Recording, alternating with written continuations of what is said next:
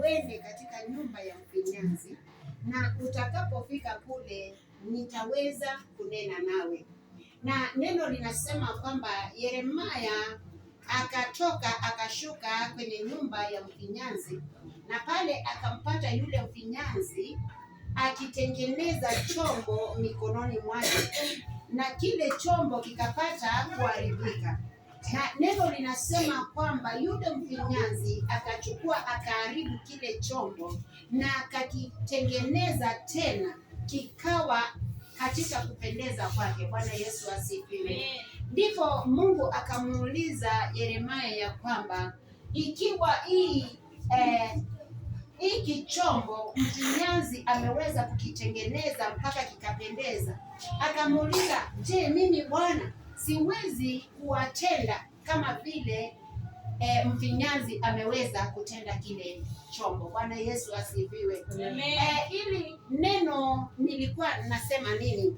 Wapendwa, mara mingi huwa tunafanya yale ambayo hayampendezi, ama tukawa tunajishuku sisi wenyewe, lakini naye Mungu amenena na Yeremia akamwambia, shuka kule na utakapofika kule nitanena. Bwana Yesu asifiwe. Nataka niseme nini wapendwa, siku ya leo, kile ambacho tunasikia sisi hatutoshei ni kusonga mbele za Mungu na kumwambia, hapa Baba hatuwezi, hapa hatutaweza pasipo na wewe.